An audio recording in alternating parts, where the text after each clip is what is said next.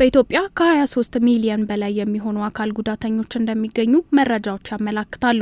አካል ጉዳተኞች መብታቸውን፣ ተጠቃሚነታቸውንና በማህበረሰቡ ውስጥ ያላቸውን ተሳትፎ ለማረጋገጥ የተለያዩ ጥረቶች እየተደረጉ ይገኛሉ። ሳፋሪኮም ኢትዮጵያ በዲጂታል ቴክኖሎጂ ዘርፍ የአካል ጉዳተኞችን ተሳትፎና ተደራሽነት ላይ ያተኮረ ኮንፈረንስ አካሂዷል። የአካል ጉዳተኞችን ተሳትፎ ለማጠናከር መንግስት ብቻውን ሊወጣው የሚገባ ተግባር ሳይሆን የግሉ ሴክተርንም የሚመለከት ጉዳይ መሆኑም ተገልጿል። በአብዛኛው ይሄንን አክሰሲቢሊቲ እና ዲስኤቢሊቲን ስትመለከቺ የመንግስት አጀንዳ አድርገው ይወስዱታል።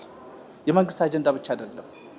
ለትርፍ የተቋቋሙ ተቋሞች ትልቅም ሊሆኑ ይችላሉ፣ ትልልቅ ሊሆኑ ይችላሉ፣ መልቲናሽናል በፖሊሲዎቻቸው በውስጥ ፖሊሲዎቻቸው በማካተት ህብረተሰቡን ተደራሽ መሆን መቻል አለባቸው። ይሄን መሰረት አድርገን እንግዲህ ቮዳኮም ለረጅም ጊዜ ነው ይሄንን ኢንክሉድ አድርጎ በውስጡ አስቀምጦ እንደ ፖሊሲ በስራ ቅጥሩ ላይ፣ በአሰራሩ ላይ፣ በፕሮዳክቱ ላይ፣ በሾፖቹ ላይ፣ በቢልዲንጎቹ ላይ እንዲሁም በውስጥ አደረጃጀትና አሰራሩ ላይ ኢንክሉድ አድርጎ ነው የሚሰራው። እነዛን ሰዎች አካተሽ ወደ ተግባር እስካላመጣሽ ድረስ ልማት የምትዩ ነገር ሊመጣ ይችላል። አካል ጉዳተኞችን በዲጂታል ቴክኖሎጂ ተደራሽነት ላይ ማሳተፍ ለሀገር ኢኮኖሚ እድገት ከፍተኛ አስተዋጽኦ እንዳለውና በራሳቸው አቅም እንዲንቀሳቀሱ መንገድ የሚከፍት ነው ተብሏል። ዛሬ በተለየ ሁኔታ በተለይ የሳፋሪኮም ያዘጋጀው መድረክ ተደራሽነትን የአካል ጉዳተኛውን ተሳትፎ ከማረጋገጥ አንጻር ያቀረበው ጥሪ በከፍተኛ ሁኔታ የአካል ጉዳተኛውን ሕይወት ለመቀየር በቴክኖሎጂ ተደራሽ ለማድረግ የምናስባት የምናልማትን ሀገር ለማየት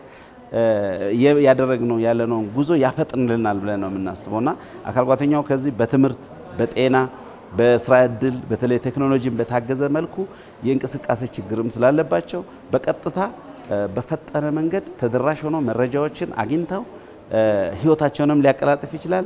እንደዚሁም ደግሞ የሀገሪቱን የእድገት እና የብልጽግና ጎዳና ሊያቀናለን ይችላል ብለን እናምናለን። ኢትዮጵያ ተግባራዊ እያደረገችው ባለው የ2030 የዲጂታል ኢትዮጵያ ስትራቴጂ ላይ አካል ጉዳተኞችን በማካተትና በማሳተፍ የምንመኛትን ኢትዮጵያ መፍጠር እንደሚቻል ተመላክቷል። ዲጂታል ኢንክሉዥን ስንል አካታች ሁሉን አካታች መሆን አለበት ነው። ሁሉን አካታችና ነው ዲስኤቢሊቲ የምንለው ነው፣ አካል ጉዳተኛ የምንለው ነው። ስለዚህ ወደፊት የምናዘጋጃቸው የዲጂታል ቴክኖሎጂዎች የምንጠቀማቸው የዲጂታል ቴክኖሎጂዎች አካል ጉዳተኛን ታሳቢ ያደረጉ ነው መሆን ያለባቸው። ስለዚህ ሁሉም ሊጠቀምባቸው የሚችል ቴክኖሎጂዎችን ማዘጋጀት፣ ማምረት፣ ማልማት ነው ያለብን። ስለዚህ ሁልጊዜ እነሱን ታሳቢ ማድረግ አለብን። ስለዚህ እነሱ እንደሚችሉ አይተናል፣ መስራት ይችላሉ፣ ማድረግ ይችላሉ። ስለዚህ እኛ ኤንቫይሮንመንቱን ለነሱ በሚመች መልኩ ማድረግ ነው ያለብን። ሌሎች መሰል ዓለም አቀፍ ድርጅቶች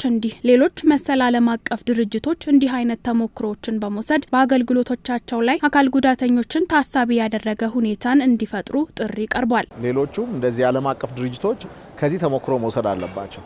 አሁን ሳፋሪኮም አጠቃላይ አገልግሎቴም ስራዬም አካታች መሆን አለበት፣ ተደራሽ መሆን አለበት ብሎ ዛሬ ኢኒሼቲቭ ወስዶ ይሄን መድረክ አዘጋጅተዋል።